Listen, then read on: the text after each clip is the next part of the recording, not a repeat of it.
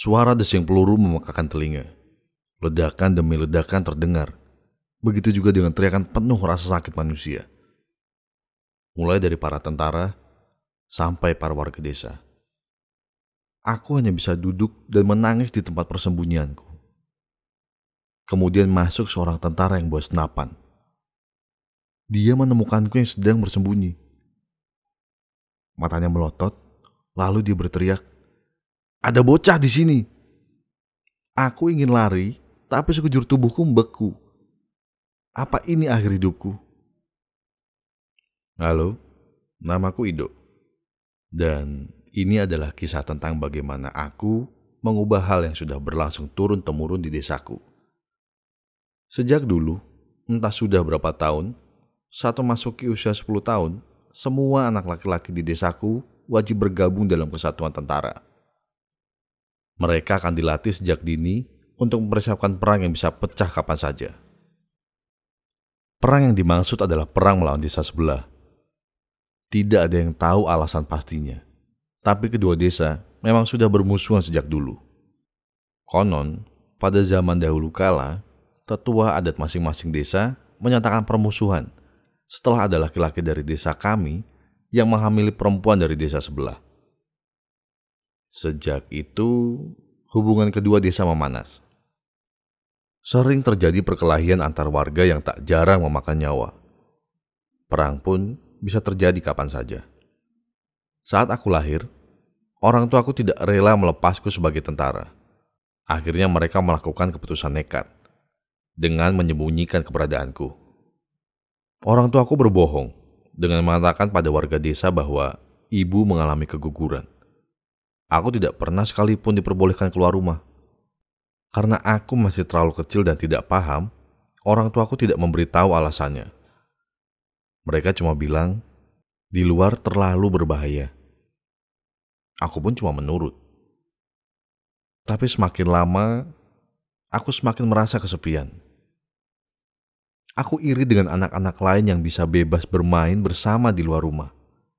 Ibuku selalu menenangkanku dan memintaku untuk bersabar. Suatu hari, kamu akan bisa sebebas mereka, Do, katanya. Aku tidak sabar menunggu datangnya hari kebebasan itu. Tapi bukannya kebebasan, perang yang ditakutkan malah datang. Suatu hari aku mendengar suara-suara tembakan dan teriakan. Begitu mengintip keluar, aku menyaksikan pemandangan mengerikan saat warga-warga desaku berlarian, dikejar tentara desa sebelah yang menembaki mereka. Aku menangis saat melihat orang tua, ibu-ibu sampai anak-anak satu persatu berjatuhan akibat terjangan timah panas di tubuh mereka. Aku duduk di sudut ruangan, bersembunyi sambil menangis. Suara desing peluru memekakan telinga. Ledakan demi ledakan terdengar. Begitu juga teriakan penuh rasa sakit manusia. Mulai dari para tentara sampai warga desa. Kemudian masuk seorang tentara yang bawa senapan. Dia menemukanku yang sedang bersembunyi. Matanya melotot, lalu dia berteriak, "Ada bocah di sini!" Aku ingin berlari, tapi sekujur tubuhku membeku. Tentara itu mengarahkan senapannya kepadaku. Tapi sebelum dia sempat menembak, tiba-tiba ayahku menerjang masuk. Mereka berdua berkelahi. Aku sangat ketakutan dan tidak berani melihat. Setelah beberapa saat, aku mendengar dua suara tembakan. Dar, dar. Kemudian hening. Aku pelan-pelan membuka mata. Ayahku dan tentara itu sama-sama tergeletak berlumuran darah. Aku menghampiri ayah, menggoyang-goyangkan tubuhnya, tapi dia tidak merespon. Lalu ibuku yang sejak tadi sibuk membantu warga desa menyelamatkan diri datang dan langsung berteriak histeris saat melihat tubuh ayah. Ayahku sudah meninggal. Setelah perang selesai, ibu memutuskan bahwa sudah waktunya aku keluar rumah. Dia merasa aku perlu hiburan. Akhirnya, aku didandani seperti anak perempuan dengan dipakaikan kerudung. Ibu mengaku bahwa aku bernama Ida dan merupakan anak dari sepupunya yang tinggal di desa lain dan akan tinggal bersamanya selama beberapa waktu. Tidak ada yang curiga. 10 tahun berlalu, dan masa-masa damai terus berlanjut. Sementara aku masih hidup sebagai perempuan. Karena semua laki-laki bergabung sebagai tentara, hampir tidak ada laki-laki tersisa di desaku kecuali lansia. Aku pun cuma bergaul dengan perempuan. Salah satunya bernama Tisa. Dia cantik dan aku langsung jatuh hati padanya. Dan kondisi itu membuatku bingung. Karena semua orang mengira aku perempuan. Ternyata kedamaian itu tidak berlangsung lama. Suatu hari, saat sedang duduk di pinggir sungai bersama Tisa, aku melihat sekelompok tentara desa sebelah membawa senjata memasuki desa kami.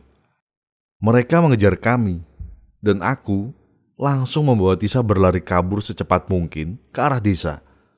Aku juga merasa harus memperingatkan seluruh warga untuk bersembunyi.